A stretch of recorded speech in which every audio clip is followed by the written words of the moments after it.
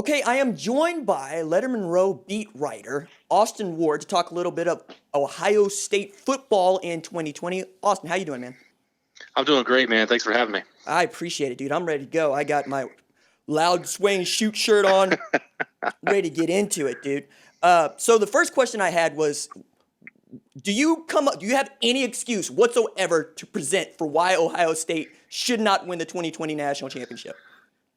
No, I would have a hard time betting against them. I mean, I know that it's hard to uh, go into any season and really just say that national championship or bust is fair to expect of any team because it's so hard to win.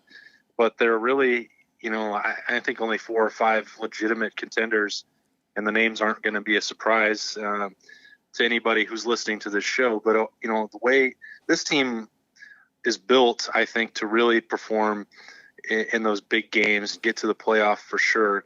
But with Justin Fields being at he's just at a different level than any quarterback I've covered at Ohio State, and there've been some pretty good ones. You start with that, and then Ryan Day being really on the cutting edge offensively and taking it to what Urban Meyer builds and taking it to another level. People will look at maybe the running back or a little bit of inexperience in the secondary and have questions about that going into the season. But I think Trey Sermon, a guy that you know pretty well, would be, one of the most impactful transfers in all of college football. And there's some young talent in the secondary that's waiting to come on. I know we're going to get into some of the positions, but top to bottom, I think this is the most complete roster that Ohio State has had since I've been covering it. And, I look around and could Alabama or Clemson or Oklahoma beat them in a one-off game? Maybe, but as I'm sitting here right now, I would definitely like Ryan Day's chances of getting out of this season with some hardware. Yeah, man. Well, I want to touch on one of my kids. I call all the kids from my area my kids, so that's it. Because Josh Proctor means a lot to us particularly. Yeah. And I know that you had wholesale changes that are coming in the secondary with Fuller being gone, and both of the cornerbacks get drafted in the first round, which is just stupid. But do you think that Josh Proctor has an opportunity here at the safety positions? Yeah, I think, when we're talking about this and what could make the difference in winning a national title or not, because I think that Ohio State is clearly the best team in the Big Ten. But if you're getting into those last games where the talent starts equating, as Ryan Day likes to say, well, the guy who could tip the scales is Josh Proctor. They need him. They went in. I still believe this is true. When I was finally able to go back down to Tulsa and do that story within where I was born, see his family and see where he grew up and get to know him when he was playing some basketball. I mean, he was the first scholarship player that Ohio State has ever signed from the state of Oklahoma. So there was a reason that he was such a priority for them. And through the first 2 years, it's, obviously Jordan Fuller was out there. They changed the scheme a little bit when Greg Schiano left last year.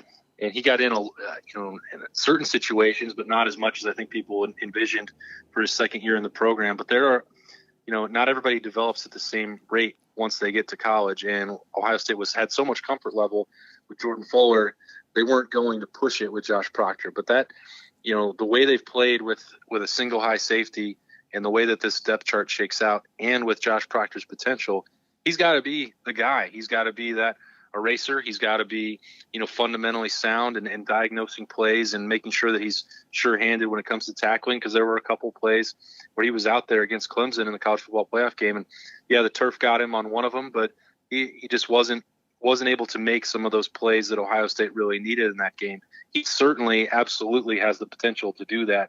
And I think when they're looking at this going into the preseason, there's really no other choice. They need him to be that NFL caliber player because, and I think for him, he knows that clock is ticking too, because he didn't really show up in Columbus believing he was going to be a 4-year player. Everyone envisioned him being an NFL draft pick after 3 years, and now this is his chance to really prove it, and they need him to. Hey, man, I did not know that about him being the first player that Ohio State has signed from the state of Oklahoma. And, it's really jaw-dropping here for me locally because I follow these kids and this is your home.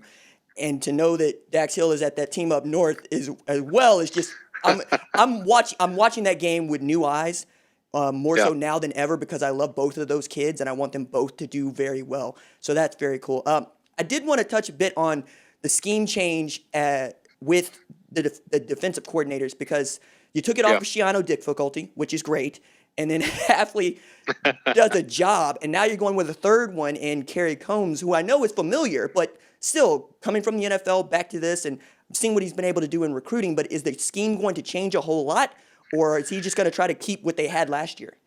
Yeah, I think that there will be more continuity this time. When he left, Ohio State, especially at the end of the Shiano era, was all press man all the time. Not a lot of variety there, and that wound up, causing some problems. That 2018 defense was the worst statistically in school history. Jeff Hafley comes in, Greg Madison comes in, Al Washington comes in. You can spread around the credit. It also helps that you still have Larry Johnson running that defensive front, but they really changed it, and so they played more zone. They went to that single high safety look that I talked about, and I'm not an X's and O's genius by any stretch of the imagination, but I think that Kerry Combs can pick and choose a little bit because his corners were not the problem when he left to go to the Tennessee Titans. He was still cranking out first round picks, and when it comes to technique and development, he's going to have. That's why I think we're talking about Cam Brown or Seven Banks being those new guys out there with Sean Wade. I think they're going to be just fine. You have Kerry Combs working with them. I think it'll be really interesting to see how much he keeps from last year because I think that number is going to be pretty high. He also comes back now after spending that time with the Titans and Mike Vrabel and just how elaborate those defensive playbooks can be at the NFL. He can really do anything he wants, and he knows what works and what doesn't, and how to mix up coverages and disguise and move it around. But I think he also, when I talked to him in the spring before the shutdown, there was this sense that you want it to be simple for these guys, and he doesn't want to give an NFL playbook to guys that are still in college. They're just not ready for all that. So you have to still find the things that really work for you, and all these guys now have been through a year and seen the results of what they did last year with Jeff Hafley, and it won't be any problem, I don't think, for Kerry Combs to take that and maybe tweak it slightly, but not go back to what it was, 2 or 3 years ago with that Shiano scheme that frankly had just worn out its welcome here. One of the things that always impresses me when I look at teams that are contending for national championships is how many of the names that I know from the previous year. And Right. It feels like Ohio State has at least one guy at every position that I know by name. And that should scare many of the folks that have to play against them. But that said, like, of the known commodities, right? Mm-hmm. We're talking about Justin Fields, Chris Olave. I know a lot about Trey Sermon. I think he's going to be helpful. Which one of those guys outside of the quarterback do you think is most integral to their success of the known commodities? Well, that's a great question. I mean, I think Olave is going to be the one who really emerges as the national household name. I think people should know him, and maybe if they only followed the playoff, then the memory is going to be him slipping and falling and cutting off his route and the interception that ended, the late bid at the win. But that'd be missing the way he arrived as a freshman with the big time plays in the rivalry win over Michigan. Continuing that on in the Big Ten championship game, and then really last year, I think he wound up with 12 touchdowns, during the season. He can build on that. I mean, this guy can run every route. He's one of the fastest players in the country. I remember it was a cool story when he was being recruited. Ryan Day basically stumbled onto him in San Diego. He was there recruiting a quarterback, and they're like, well, you should probably check out our receiver. He's pretty good. I'm like, okay, well, who is this guy? He wasn't really on their board. He was like the baseball team would have him out just to pinch run because he was so fast and go steal some bases, and that was all he did, just to, an opportunity to use his speed. That's the kind of, top-end athleticism we're talking about. But it's not – he can't do it alone, I don't think, because Ohio State still wants to rotate receivers. And if you just have one in college football, I think you've got some chances of taking that away, especially when you get to the playoff level. So Olave, I think, emerges as a real national name, but Garrett Wilson's going to be pushing for that as well. I know that'll be another that'll be the next guy in line. That 5-star really lived up to that potential, had a couple big catches late in the year and a highlight reel grab against Clemson. This kid is really special out of Texas, and the two of those, I think that can form one of the best tandems in the country. They might need that more because Ohio State and Brian Hartline, the position coach, have tended to play 6 or 7 receivers. Well, 4 of these guys that are probably going to be in it are true freshmen, and granted, they're all top 15 recruits in the country, all 4 and 5 stars, but there's only so much you want to expect from 4 freshmen. So that might mean more catches for Wilson and Olave than the Ohio State offense has usually allowed. So I think those guys are going to be key because that Fields is going to make plays on his own, but he's got to have somebody on the other end to catch the football. Man, I am bullish on that receiving core. Like, I really love watching Julian Fleming play in high school. And right. Garrett Wilson came onto my radar in his spurning of Texas, talking about, I want to go somewhere where they're going to develop me. And I was like, okay, going to circle this kid right here. And then last year, returning punts, having to put on a different jersey because they really wanted him out there. Right. I just, I'm so happy for him, and I'm happy for many of the kids that have an opportunity there. One of the things that I think is interesting, though, is once you get past Trey Sermon, are you really looking at Marcus Crowley coming back from injury as the spellback, or am I missing somebody there? Well, they need Master Teague back too. I mean, both of those guys are coming off injury, and Teague ran for almost 800 yards in that backup role behind J.K. Dobbins, and now in hindsight, when you look at what Ohio State's trying to replace at running back, imagine if J.K. Dobbins had played a few more second halves of games and not given Teague all of those 800 yards, what that might have looked like for the record books and for his Heisman campaign. But that also tells you just how prolific J.K. Dobbins really was, and why Trey Sermon was important, and why that Achilles tear for Master Teague on the first day of spring camp, really made that more important to land Trey Sermon, but also why his rehab is going to be so closely watched, heading in this month and then August to see, because that is such. Ohio State has had guys with Achilles tears in spring the last 2 years. They're both linebackers, Justin Hilliard and Tuff Borland, and both came back during the year. But Borland, in particular, because he was a starter, you could tell that he wasn't the same the whole year. That Achilles is a big deal. Not all of those injuries are the same, but if we're talking about a running back to move and cut with the speed that he needs to, that's going to be difficult. And it seems as if Teague is ahead of schedule, but what does that actually mean when it comes to playing out there? I like Crowley a lot. I think that he would, in my mind, I'm assuming that Teague is going to need time to get back to full health before they could really count on him in the backfield. Crowley, he was on schedule with his knee he hurt in November against Maryland. He was going to be, full participant by this summer.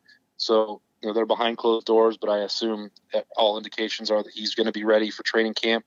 He was kind of I think, under-recruited. I know that Tony Alford, the position coach, thought he got a steal there. He was the Florida Gatorade Player of the Year. That's some stiff competition down there in that state. Yeah, man. So he was coming on, and I think that again, I keep going back to this Clemson game a lot, and I get that that's probably a sore suspect or sore spot for a lot of Ohio State fans. But I'm an OU fan. Like, come on now. Like, we can commiserate. It's okay.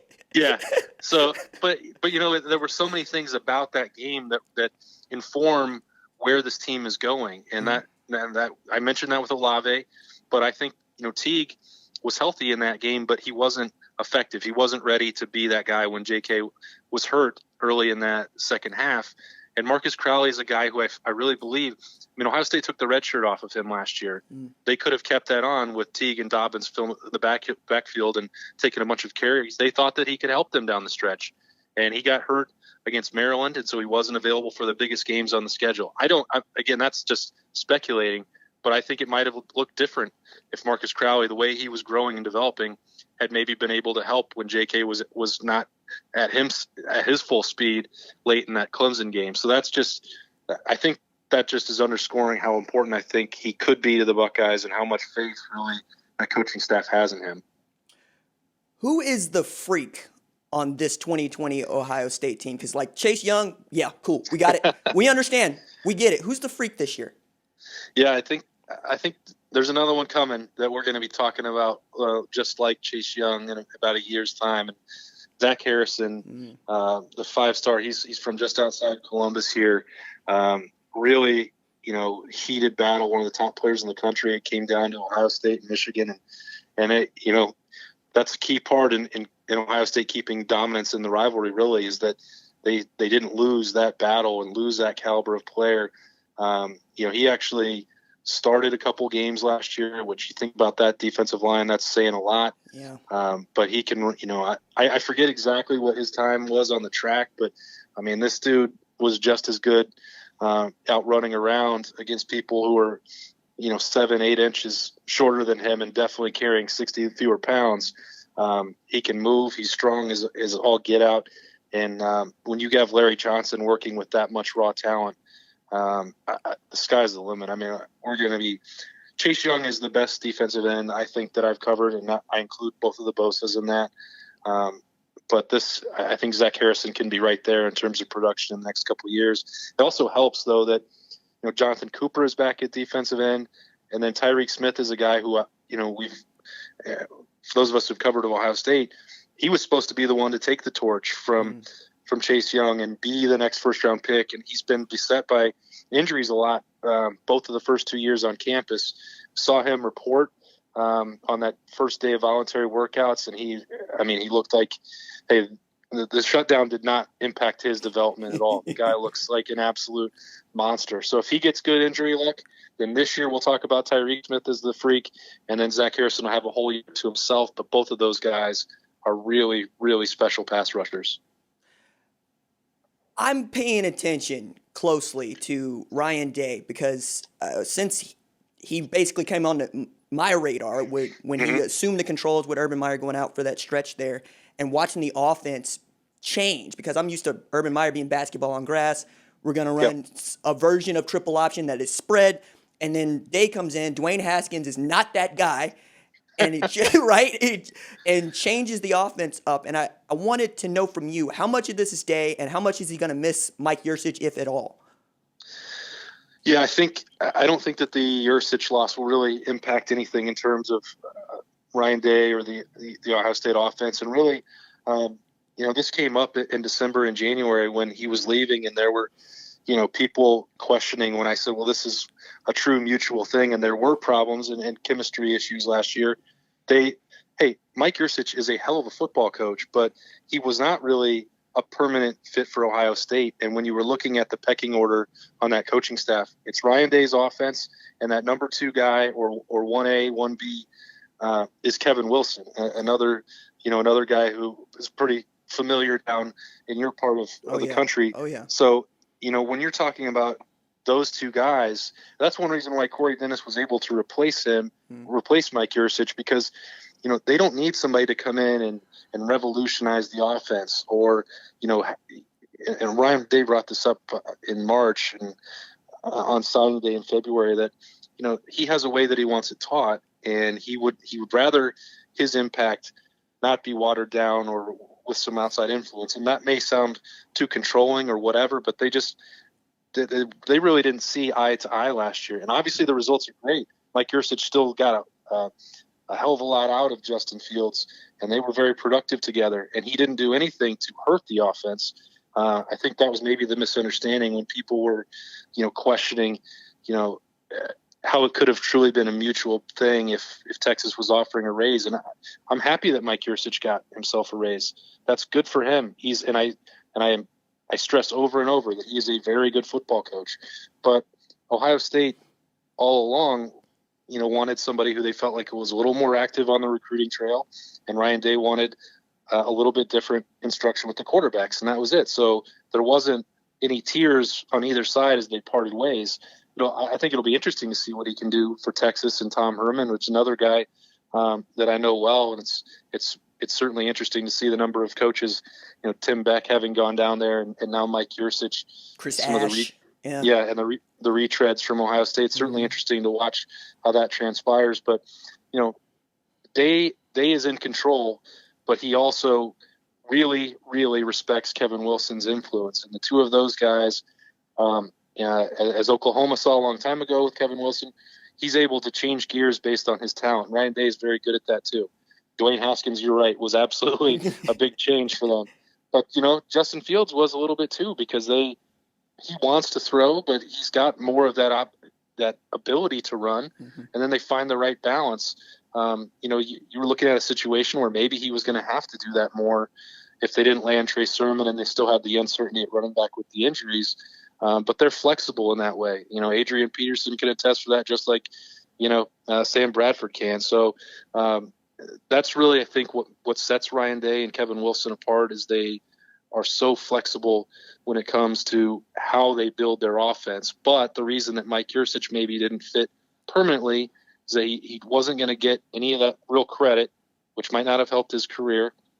And he just, they didn't see exactly eye to eye on that quarterback development, which is fine. That happens all the time, and everybody got what they wanted out of it, I think.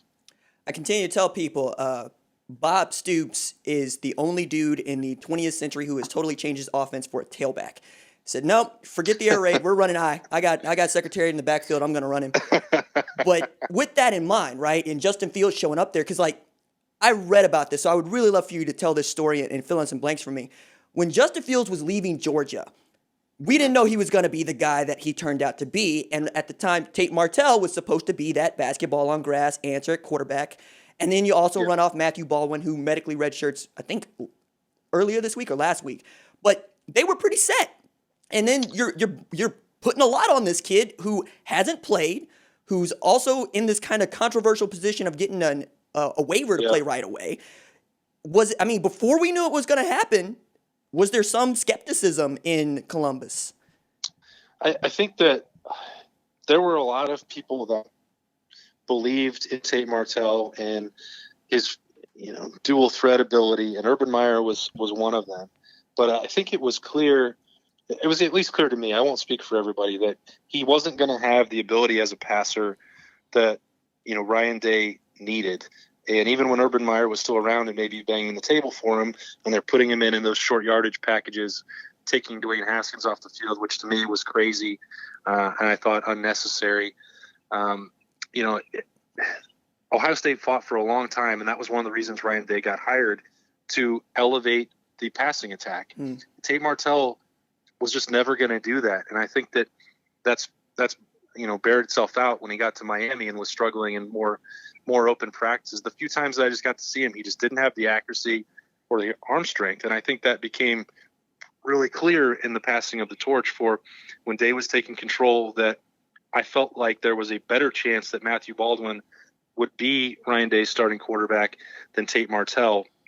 And I don't know how many people agreed with me, especially because of Tate's, high school track record of the National Player of the Year and the 5-star and all the, hype and attention that followed him on Netflix and all that other. He had everything going in that regard, but I didn't think that he had the ability to be that starting quarterback. So that was why, when it became clear that Dwayne was leaving, that they really needed to get another, somebody else to at least add to the competition. And it became a real, it's crazy how these things work out, with Trey Sermon coming in at the right time. Well, Justin Fields is in there looking to make a move at just the time that everything lined up for him to, come to Columbus and potentially be the starter, and Matthew Baldwin, stuck it out until at least the end of spring before he made his choice. But, I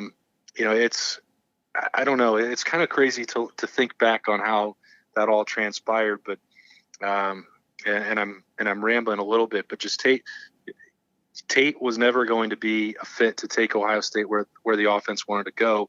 Now, could they have designed something to take advantage of him if he had stuck around through spring and Justin Fields had not got his waiver approved to be immediately eligible? I think there's probably a good chance that he could have, but I just think it would have really set back the future of the passing game. And when you look at how important that is to the receivers that Ohio State recruits, or the receivers they've signed, or the concepts that Ryan Day likes to bring, what has made Ohio State more dangerous when that was Dwayne Haskins, or even, helping take JT Barrett's game to a little bit another level at the end of his career. That's really important today, is that one of those extraordinary traits that he likes to talk about, it needs to include something with your arm. And that, as we've seen with Tate Martell, here and in Miami. That just didn't really have that for you. Yeah, man. I mean, look, I continue to point to people who would tell me that they don't remember it this way, but I do. Everybody thought Tate Martell was going to be what Joe Burrow turned out to be, right? That Sure. was the whole point there. Man, this has been great. I only got 2 questions for you, but left. But so I promise. The first one was I've circled Ohio State, Oregon because Yeah. I'm already very excited about that game. But is that the biggest game on the schedule for Ohio State for you? Well, I would be run out of town if I didn't say the rivalry in the end of November has to be important. But as long I've never covered a Michigan win over Ohio State in my career, so I get jokes from my colleague Jeremy Birmingham all the time that you still have to put that up there because it's so important to Ohio State, and I get it. But those two teams right now are just not on the same level in my mind. Oregon, I'm hoping that everything works out with the schedule. I'm still a little pessimistic that it will with, maybe a conference only schedule. We'll see. But no matter what, because I think taking a chance like that and aggressive scheduling, I think it needs to be rewarded. But even if it's played as scheduled, Ohio State goes out there, I think they'd win the game. But even if they lose it and play on the road, the one that truly matters, the one that has been the East Division title game, the one that is 2 playoff caliber rosters, is Ohio State at Penn State. And I don't know how many people will be in the stands. It probably wouldn't be a whiteout in the traditional sense because, I know the schedules are all in flux, but, Fox with the big noon game and, Right. There was supposed to be a World Series game. It seemed like that game was going to be at noon, which takes a little bit of the sting out. But those are the 2 most talented teams in the Big Ten. Those are the 2, coaches that are hailed as the best in the league. They've done the best recruiting job. Penn State's going to have, I think, when we get closer towards, the virtual conference media days, they'll start getting more hype as the team that can dethrone Ohio State. And hey, they've got the game at home, and they've played really competitive games against them in the last few years. It's the most even matchup. And when you look at Ohio State, Oregon, and that's a game traditionally you'd think that could be the one you could lose and maybe bounce back from, but you can't lose to Penn State if you're Ohio State, because I don't think Penn State's going to have many other troubles in the league, and that's going to be the one that I think determines who really emerges from the Big Ten. Last question I had for you is which true freshman has the best opportunity to make a dent on this team? That's a good one. It's gonna be really tough. It's probably going to happen at wide receiver, not only because those players are really, really good, and Julian Fleming is, when he arrives on campus, he's the most pro-ready looking receiver that you could possibly imagine. But you've got Jackson Smith and Jigba, who I've talked to a number of people who are absolutely crazy gaga over this kid's ability and broke all kinds of records down in Texas. I think both of those guys are going to have an opportunity to play right away. The interesting one to watch, and it's not usually a good sign if you're trying to rely on a true freshman on the offensive line, but Paris Johnson being the top-rated tackle in the country, on that one day of spring practice that we got to watch in Columbus, of the 3 that they had before the shutdown, they gave him some split reps with Nicholas Petit-Frere at right tackle, where Ohio State's got an open competition there for the job. I mean, Petit-Frere was also the top-rated tackle in the country 2 years ago. It wouldn't be it wouldn't be encouraging for Ohio State if he wasn't ready for that job, and I think that he will be. But Paris Johnson, this kid's just different, and there've only been 2 true freshmen in Ohio State history to start on the offensive line from day one. One was Orlando Pace, and Michael Jordan did it a couple years ago at guard, but that's huge. That's a huge ask. Can Paris Johnson do that? I think he's going to get chances to play, especially early. They're not going to take it slow with him. He's obviously not going to redshirt. You see this kid and everything he brings to the table. There's very little chance that he would be in Columbus longer than 3 years. So he won't redshirt. They'll get him the reps. They'll let him compete, and then we'll see what happens. They've talked in the past that they wouldn't be opposed to playing 2 guys out there. I think that's harder to do than on the offensive line than some other places, of course. But that kid, he's going to be one that when we talk about the freaks, maybe next summer or the year after, when we're talking on your show, that he's going to be a special one with what he brings to the table. But as you mentioned, you said it yourself early on, there are a lot of names that on this Ohio State roster. They have star power returning and a lot of veteran players. There's just they don't have a lot of need for those true freshmen to help, and that's really what you're trying to build if you're any powerhouse program, where you're not relying and you can take your time, get it right with the development. And that's really this, talking about the situation Ohio State's in. That's where they're at right now. Hey man, look, I'm on record as picking Alabama back in January, and Ohio State's still the only team that I feel very, very pessimistic about when I make that pick. Nobody else. It's just so I really expect those two to be in the national championship game come the end of the year. Austin Ward, beat writer for Lettermen Row, covering Ohio State, does a fantastic job. I'm reading his work. I'm reading Jeremy Birmingham's work. I lurk on the site. Thanks so much for your time, man. Hey, I appreciate you having me, and I have so much respect for what you're doing as well. So it was really cool to catch up with you. Right on, man.